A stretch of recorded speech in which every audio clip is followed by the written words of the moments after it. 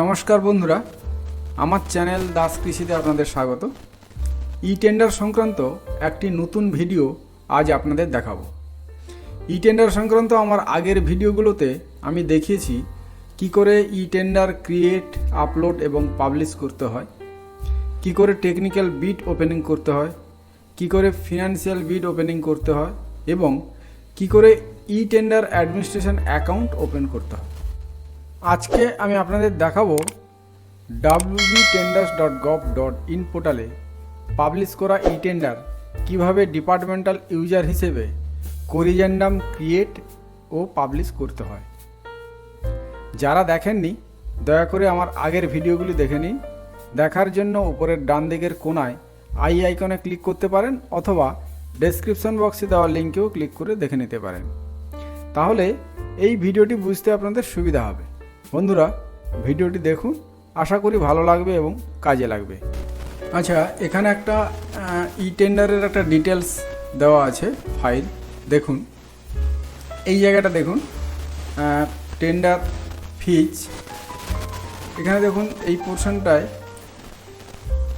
Tender ফিজ details, total tender ফি 10,725। এখানে দেখুন tender ফি 10,725। আবার ইএমডি অ্যামাউন্ট 10,725। তো এটা ভুল করে এখন অনলাইনে ইটেন্ডারে টেন্ডার ফিজ নেওয়া হয় না, কিন্তু ইএমডি আর্নেস্ট মানে ডিপোজিটটা নেওয়া হয়। তো ইএমডি 10,725 লিখতে গিয়ে টেন্ডার ফিও ঠিক একই ভ্যালু লেখা হয়ে গেছে। তো এটা একটা এরর। তো এটাকে করিজেন্ডাম করার দরকার আছে। তো সেটা আমরা কিভাবে করব? টেন্ডার পাবলিশ হয়ে গেছে, এটা একটু দেখার বিষয় আছে। তারপর দেখুন এখানে অনেক সময় ক্রিটিক্যাল ডেটের ক্ষেত্রে হয়তো ভুল করে আমরা একটা ডেট দিয়ে ফেলি, পরে দেখা যাচ্ছে যে সেক্ষেত্রে অনেক সমস্যা হচ্ছে বা ডেট এক্সটেনশন করার দরকার। তো তখন আমরা ক্রিটিক্যাল ডেটগুলো চেঞ্জ করতে পারি, যে পাবলিশ ডেটের পর ডাউনলোড স্টার্ট ডেট বা বিড সাবমিশন স্টার্ট ডেট, বিড ওপেনিং ডেট, কোনো পোর্শনে যদি ডেট চেঞ্জ করতে হয় তাহলে সেক্ষেত্রে আমরা কিন্তু করিজেন্ডাম করতে পারি এবং করিজেন্ডাম করার দরকার। তো এখন আমরা দেখব যে সেই করিজেন্ডামগুলো কিভাবে করতে হয়। এবার আমরা সরাসরি চলে যাব ইটেন্ডার পোর্টালে। নোডাল অফিসারের ইউজার আইডি এবং পাসওয়ার্ড ইউজ করে আমরা লগ ইন করব। এই ডিএসসি দিয়ে লগ ইন করার ব্যাপারটা আমাদের সবারই মোটামুটি জানা আছে। এবার আমরা লগ ইন পেজে চলে এসেছি। আমরা করিজেন্ডামে যাওয়ার আগে একটু দেখে নেব যে টেন্ডারটা ক্রিয়েট করা ছিল সেটা লিস্টে আছে কিনা। সেটা খুলে দেখলাম ওই লিস্টে তিনটে টেন্ডার করা আছে।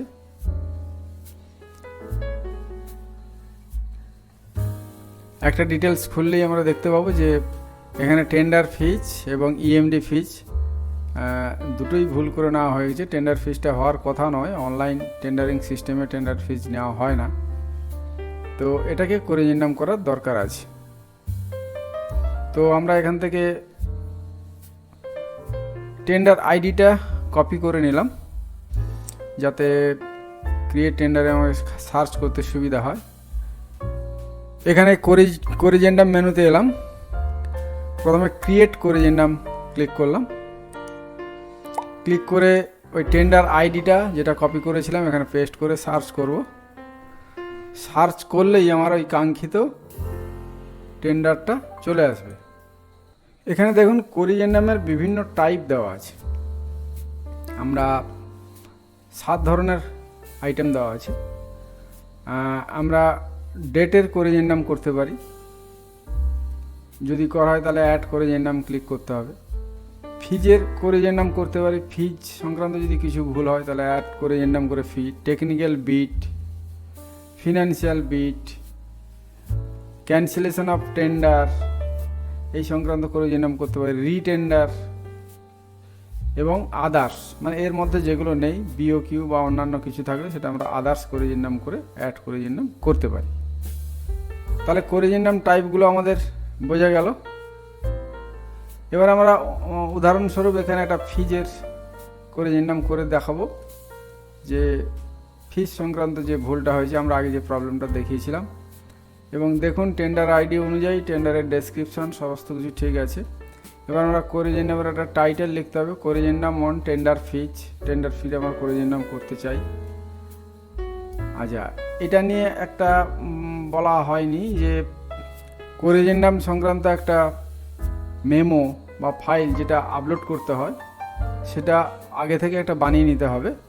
সেখানে tender reference number, tender ID, name of work, ENIT number, হ্যাঁ এইগুলো থাকবে এবং করিজেন্ডাম নোটিস ইনভাইটিং ইটেন্ডার এরকম একটা টাইটেল দিয়ে তৈরি হবে। সেখানে আমরা পার্টিকুলার অফ করিজেন্ডাম এবং এক্সিস্টিং কী আছে আর টু বি রিড অ্যাজ কী হবে সেটা আমরা লিখে দেবো। যে এখানে টেন্ডার ফিজ যেটা 10,725 দেওয়া আছে সেটা হবে না, সেটা to be read as nil. তো এখানে ডেসক্রিপশানটা আমি দিয়ে দিলাম যে no tender fees will be required during the online bidding process.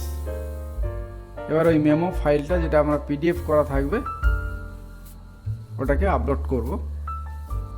Corrigendum পিডিএফটা আমরা আপলোড করলাম, করে ডিজিটাল সিগনেচার এবং ভেরিফাই করে নিতে হবে।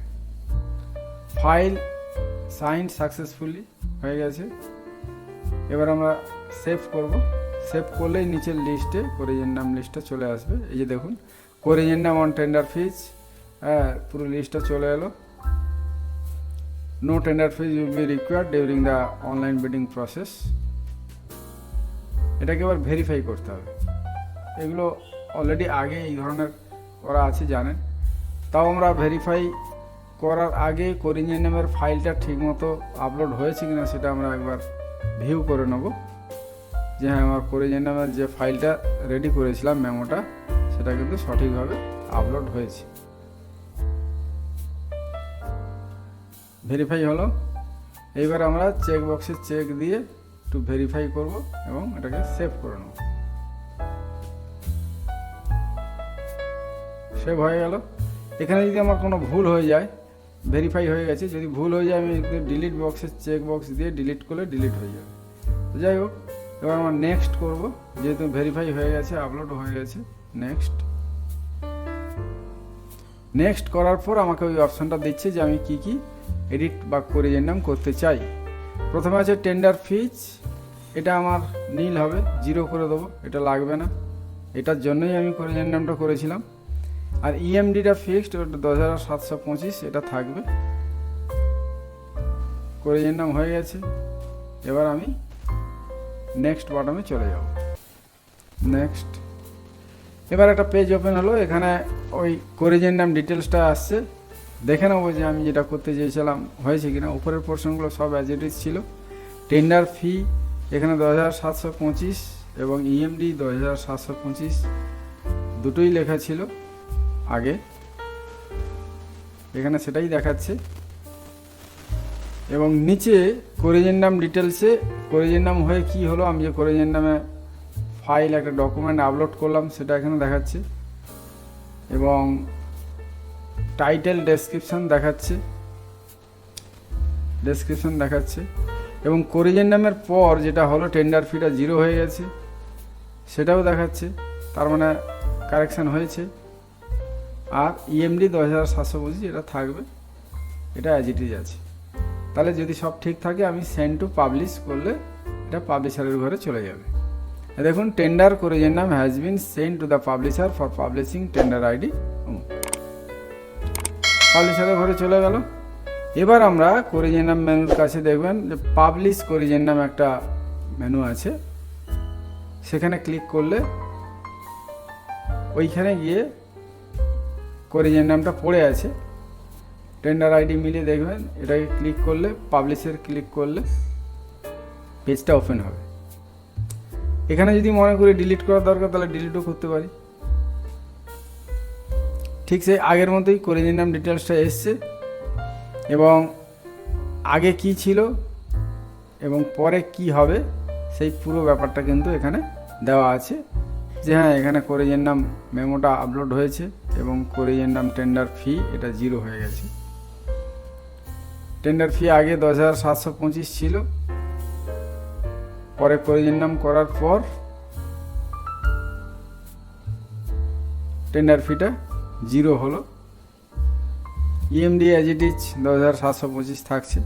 এখানে যদি কখনো মডিফিকেশানের রিকোয়ার দরকার হয় তাহলে আমি কারণ লিখে ফাইল আপলোড করে মডিফাই করতে পারি। Otherwise corrigendum found in order, তাহলে পাবলিশ করিজেন্ডাম এটা ক্লিক করলেই কিন্তু এটা পাবলিশ হয়ে যাবে।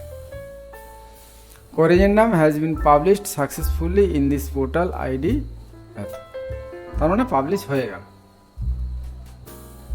আমি যেটা চেয়েছিলাম সেটা পাবলিশ হয়ে গেল। এবার পাবলিশড করিজেন্ডামের ঘরে ক্লিক করলে আমরা দেখতে পাবো যে করিজেন্ডামটা যেটা পাবলিশ করার কথা সেটা পাবলিশ হয়ে গেছে।